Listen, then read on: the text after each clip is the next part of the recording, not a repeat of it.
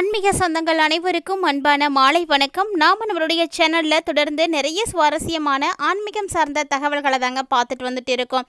அந்த வரிசையில் இன்னைக்கு பதிவில் பார்க்கக்கூடிய தகவல் செப்டம்பர் மாதம் 21ஆம் தேதியான ஞாயிற்றுக்கிழமை அன்னைக்கு உருவாகக்கூடிய அற்புதமான சூரிய கிரகணமானது என்ன மாதிரியான மாற்றங்களை எல்லாம் மிதுனராசி நேயர்களுடைய வாழ்க்கையில் ஏற்படுத்தி கொடுக்க போகுது. பொதுவாக இந்த கிரகணம் நம்மளுடைய இந்தியாவுக்கு நல்லதா கெட்டதா, நம்மளுடைய நாட்டுக்கு என்ன பாதிப்புகள்லாம் வரும் அப்படின்றத தாண்டி ஒவ்வொரு ராசிக்காரர்களுக்குமே தாக்கங்களை கண்டிப்பாக ஏற்படுத்தி கொடுக்க இருக்குது. அதில் மிதுனராசிக்காரர்களுக்கு எப்படி இருக்குது அப்படின்றத பற்றி தான் நம்ம இந்த பதிவோட முழுமையாக தெளிவாக பார்த்து தெரிஞ்சுக்க போகிறோம். மேலும் கிரகண காலங்களில் ஏற்படக்கூடிய பாதிப்புகள்லேருந்து நீங்கள் விலகி இருக்கிறதுக்கு என்ன மாதிரியான பரிகாரங்கள் செய்யலாம் அப்படின்றதையும் இந்த பதிவில் நம்ம பார்க்க போகிறோம். இந்த தகவல்களை எல்லாம் பார்க்கறதுக்கு முன்னாடி நீங்கள் இன்னும் நம்ம சேனலை சப்ஸ்கிரைப் பண்ணாமல் இருக்கீங்க அப்படின்னா மறக்காமல் சேனலை சப்ஸ்கிரைப் பண்ணிக்கோங்க. கூடவே பக்கத்தில் இருக்கிற பெல் சிம்பிளையும் கிளிக் பண்ணிக்கோங்க. அப்போ தான் நாங்கள் போடக்கூடிய வீடியோக்கள் எல்லாமே உங்களுக்கு நோட்டிஃபிகேஷனாக உடனுக்குடன் வந்தடையும். நீங்களும் பார்த்து பயன்பெறலாம். வாங்க வீடியோக்குள்ளே போகலாம். 2025ஆம் வருடத்தினுடைய 2வது சூரிய கிரகணம் அல்லது கடைசி சூரிய கிரகணம் அப்படின்னு சொல்லக்கூடிய இந்த கிரகணம் பார்த்தீங்கன்னா செப்டம்பர் 21 ஞாயிற்றுக்கிழமை அன்னைக்கு வந்திருக்கு. ஞாயிற்றுக்கிழமை அன்னைக்கு சர்வபித்ரு அமாவாசை. ஸோ அமாவாசைக்கு மறுநாள் பார்த்தீங்கன்னா நவராத்திரி ஸ்டார்ட் ஆகுது. ஸோ நவராத்திரி விரதம் இருக்கக்கூடியவங்கெல்லாம் ஞாயிற்றுக்கிழமைக்கு அப்புறமா திங்கக்கிழமையிலேருந்து ஸ்டார்ட் பண்ணிக்கலாம்.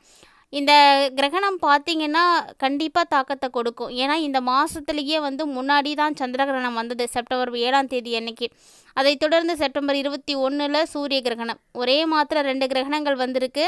அதனால் இதனுடைய தாக்கம் கண்டிப்பாக இருக்கத்தான் செய்யும். இந்த கிரகணம் எப்போ ஏற்படுது அப்படின்னு பார்த்திங்கன்னா இரவு நேரத்தில் தான் இந்த கிரகணமானது ஆரம்பமாகுது. செப்டம்பர் 21ஆம் தேதி அன்னைக்கு இரவு 11 மணிக்கு தொடங்கிய இந்த கிரகணம் அதிகாலை 3:23 வரைக்கும் இருக்க போகுது. ஸோ இந்த கிரகணம் ஒரு பகுதி நேர சூரிய கிரகணம். ஸோ இரவு நேரத்தில் ஏற்படுறதுனால கண்டிப்பாக இந்தியாவில் தெரியாது. ஸோ சூத காலங்கள் எதுவும் நம்ம ஃபாலோ பண்ண தேவையில்லை. இருந்தாலுமே இந்த கிரகணம் அதனுடைய தாக்கத்தை கண்டிப்பாக ஏற்படுத்தும். அதில் மிதுன ராசி நேயர்களுக்கு எப்படி இருக்குது அப்படின்றத நம்ம தொடர்ந்து பார்க்க போகிறோம். வீடியோ ரொம்ப ரொம்ப இன்ட்ரெஸ்டிங்காக இருக்கும். ஸோ தொடர்ந்து பாருங்கள். உங்களுக்கு ரொம்ப பயனளிக்கக்கூடிய வகையில் தான் இருக்க போகுது. ராசி மண்டலத்தில் 3வதாக இருக்கக்கூடிய மிதுன ராசி நேயர்களுக்கு இந்த 2025ஆம் வருடம் ரொம்ப ரொம்ப அட்டகாசமான ஒரு வருடமாக பிறந்திருந்தது. ஆனால் இந்த கிரகணம் பார்த்தீங்கன்னா பல மாற்றங்களை உங்களுக்கு உறுதியாக ஏற்படுத்தி கொடுக்க இருக்குங்க. இந்த கிரகணமானது கன்னி ராசியில் உத்திரம் நட்சத்திரத்தில் தான் உருவாகி இருக்குங்க. ஸோ சூரிய கிரகணத்தின் நேரம் காலம் சூரிய கிரகணம் இந்தியாவில் தெரியுமா இல்லையா அப்படின்ற சந்தேகத்தை எல்லாத்தையும் நீங்கள் தெரிஞ்சிட்ருப்பீங்கன்னு நினைக்கிறேன். ஒவ்வொரு ஆண்டுமே 2 முறை இல்லைன்னா குறைந்தபட்சம் 1 முறையாவது சூரிய கிரகணம் சந்திர கிரகணம் வந்துடும். இதுக்கு முன்னாடி நடந்த சூரிய கிரகணமானது பார்த்திங்கன்னா 29ஆம் தேதி மார்ச் மாதம் பங்குனி மாதத்தில் சனிப்பெயர்ச்சி நடந்தப்போ நடந்தது. அதுக்கப்புறமா வரக்கூடிய 21ஆம் தேதி தான் சூரிய கிரகணம் நிகழ இருக்குது. ஒவ்வொரு ஆண்டுமே கிரகங்களுடைய பயிற்சிகளுக்கு ஏற்ப ராகு கேது எந்த ராசியில் சஞ்சரிக்கிறாங்களோ அந்த ராசிக்கு சந்திரன் சூரியன் ஆகியவை அமாவாசை மற்றும் பௌர்ணமியில் வரும் பொழுது கிரகணமானது நடக்கும். அந்த வகையில் தான் இப்போ செப்டம்பர் மாதம் 7ஆம் தேதி அன்னைக்கு சந்திர கிரகணமானது நடந்து முடிஞ்சது. இப்போ வரக்கூடிய 21ஆம் தேதி அன்னைக்கு சூரிய கிரகணமானது நடக்க இருக்குது. சூரியனை ஆத்மகாரகன் அப்படின்னும் சந்திரனை மனக்காரகன் அப்படின்னும் சொல்கிறது உண்டு. ஸோ இந்த கிரகணங்கள் அப்படின்றது பெரும்பாலும் குடும்ப பிரச்சனைகளை தான் அதிகமாக ஏற்படுத்தி கொடுக்க போகுது. ஸோ இந்தியாவை பொறுத்த வரைக்குமே குடும்பம் அப்படிங்கிறது தான் எல்லாத்துக்குமே அடித்தளமான ஒன்று. அந்த ஒரு அடித்தளமே இப்போ ஆட்டம் காணப்போகுது அப்படின்னே சொல்லலாம். ஸோ சூரியனும் கேதுவும் இணைந்து பிரியக்கூடிய காலத்தில் நடைபெறக்கூடிய இந்த 2 கிரகணங்களால் அடுத்த வரக்கூடிய 7-8 ஆண்டுகளுக்கு இதனுடைய தாக்கம் நிச்சயமாக இருக்கும் அப்படின்னு சொல்லியிருக்காங்க. அதனால் இந்த பாதிப்புகள் குறையறதுக்கு இறை வழிபாடுகள் செய்கிறத தவிர வேறு வழியே கிடையாது. தொடர்ந்து இறை வழிபாடுகள் செய்யுங்க, கண்டிப்பாக நல்லது நடக்கும். மேலும் இந்த காலகட்டங்களில் மிதுனராசி நேயர்களுக்கு எப்படி இருக்குது அப்படின்றத நம்ம பார்க்கலாம். ராசி மண்டலத்தில் 3வதாக இருக்கக்கூடிய மிதுனராசி நேயர்கள் எல்லாருமே இந்த காலகட்டங்களில் உங்களுடைய இரத்த பந்த உறவுகள்கிட்ட அதுவும் குறிப்பாக தாய் வழி உறவுகளுக்குள்ளே நீங்கள் ரொம்ப ரொம்ப கவனமாக இருக்கணும். ஏன்னா அதுதான் உங்களுக்கு நல்லதும் கூட. இந்த காலகட்டங்களில் கிட்னி லிவர் இது போன்ற செயல்பாடுகளையும் நீங்கள் ரொம்ப கவனமாக இருக்கணும். வேறு மொழி பேசக்கூடியவங்களால் அதிக லெவலில் நீங்கள் ஆதாயம் அடைவீங்க. பிள்ளைங்க விஷயத்தில் ஒரு சில காரியங்கள் பார்த்திங்கன்னா இழுபறியாக தான் இருக்கும்.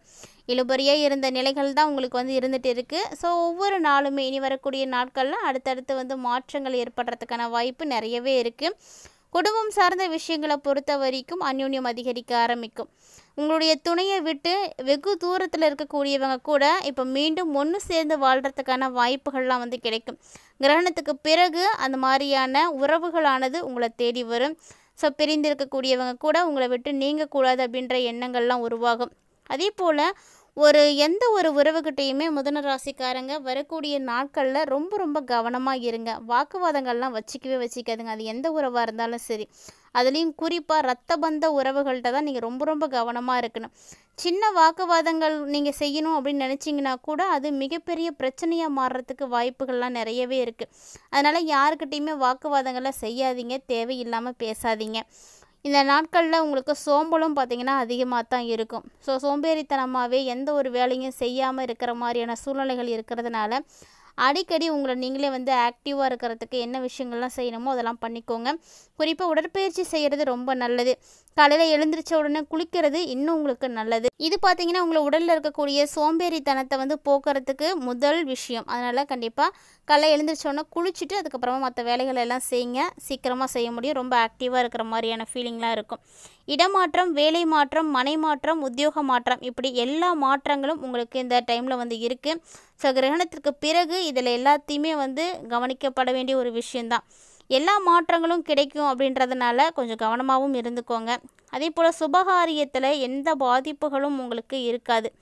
இது வரைக்கும் என்ன பாதிப்புகளோடு நீங்கள் இருந்திருந்தாலும் இது இப்போ எல்லாமே மாறப்போகுது. பரிபூர்ணமாக அதிலேருந்து நீங்கள் விடுபட போகிறீங்க. சுபகாரியங்கள் பார்த்திங்கனாலும் அடுத்தடுத்து நடக்க ஆரம்பிக்கும். ஏன்னா தடைகள் எல்லாமே சரியாக போக ஆரம்பிச்சிடும். அப்போ தடையெல்லாம் விலகும் பொழுது உங்களுக்கு அடுத்தடுத்து நடக்கக்கூடிய விஷயங்களும் பார்த்திங்கன்னா ரொம்ப ரொம்ப பாசிட்டிவாக நடக்கும். நல்லாவே நடக்கும். தொழில்லையும் அப்படிதாங்க. எந்த ஒரு சிக்கல் இருந்தது அப்படின்னாலுமே அதெல்லாம் இப்போ கொஞ்சம் கொஞ்சமாக கிளியராக ஆரம்பிச்சிடும். ஒரு அற்புதமான முன்னேற்றத்தை தான் நீங்கள் பார்ப்பீங்க. அதே போல் பிள்ளைங்க விஷயத்தில் பிள்ளைங்களுடைய படிப்பாக இருக்கட்டும், வேலையாக இருக்கட்டும், வியாபாரம், திருமணம், இப்படி எதுவாக வேணால் இருக்கட்டும், எதுலையாவது நீங்கள் தடைகளை பார்த்துட்ருக்கீங்க அப்படின்னா அந்த தடை எல்லாமே இப்போ விலக ஆரம்பிச்சிடும். ஸோ உங்களுடைய குழந்தைகள் நல்ல முன்னேற்றத்தை பார்ப்பாங்க. அது மட்டும் இல்லாமல் மிதுன ராசி நேயர்களுக்கு இந்த காலகட்டங்களில் பணவரவு ரொம்ப திருப்திகரமாக இருக்கும். ஸோ தேவையான பணம் உங்கள் கைக்கு கண்டிப்பாக இருக்கும். பணத்தை பற்றி நீங்கள் கவலைப்பட தேவையில்லை. குடும்பத்துலேயும் அப்படி தான் உங்களுக்கு மகிழ்ச்சி அப்படிங்கிறத அதிகரிக்க ஆரம்பிக்கும். இது வரைக்கும் இருந்த எல்லா விதமான தடைகளையும் தாண்டி நீங்கள் இப்போ முன்னேற்றத்தை பார்க்க போகிறீங்க. பல நாள் பிரச்சனைகளுக்கு ஒரு தீர்வானது கூட உங்களுக்கு இப்போ கிடைக்கும் அப்படின்னு சொல்லலாம். ஆனால் இந்த காலகட்டங்களில் இந்த கிரகணமானது உங்களுடைய உறவுகளுக்குள்ளே, குடும்பத்துக்குள்ளே பிரச்சனைகளை உண்டு பண்ணுறது அப்படின்றத உறுதியாக தெரிஞ்சிருச்சு. ஸோ நீங்கள் தான் அதுக்கு ஏற்ற மாதிரி எச்சரிக்கையாக இருந்துக்கணும். தாய் வழி உறவுகள்கிட்ட நீங்கள் பேசும்பொழுது கண்ணியமாக பேசுங்க.